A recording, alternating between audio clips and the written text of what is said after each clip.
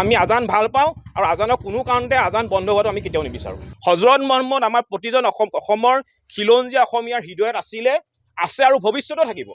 ইয়াক কোনেও মুচি আঁতৰাব নোৱাৰে, ইয়াক কোনেও মুচিব নোৱাৰে। সঁচা কথা। নামঘৰত দবা কোবাই আৰু মছজিদত আজান দিয়ে। কি কাৰণে দিয়ে? যে ভগৱানক মনত পেলাবৰ কাৰণে সোঁৱৰাই দিয়ে। ইমান এটা সুন্দৰ চিন্তাধাৰা। আৰু এই ধৰণৰ মানুহ কিছুমান যিসকল মানুহে আজানৰ বিৰোধিতা কৰিছে, আজান বন্ধ কৰিবলৈ দাবী কৰিছে, তেওঁলোক মূৰ্খামি বাহিৰে বেলেগ একো হ'ব নোৱাৰে।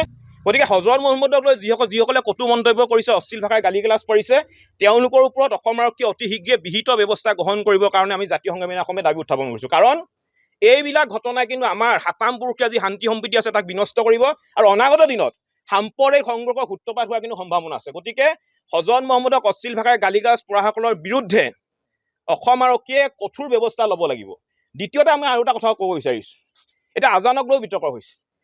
কিছু মানুহে বা কিছু সংগঠনে আজান বন্ধ কৰিবলৈ দাবী কৰিছে। প্ৰথম কথা হৈছে ধৰ্মই সমাজখনক ফুলৰ মালাৰ দৰে সংগঠিত কৰে আৰু অধৰ্মই সমাজখন ভাঙি থান বান কৰে।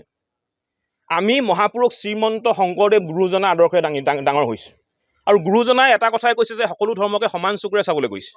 আৰু বৰ্তমান সময়ত হজৰত মহম্মদক লৈ যি ধৰণৰ বিতৰ্ক আৰম্ভ হৈছে, এই বিতৰ্ক কেতিয়াও সমীচীন নহয়, কোনো কাৰণে গ্ৰহণযোগ্য হ'বই নোৱাৰে।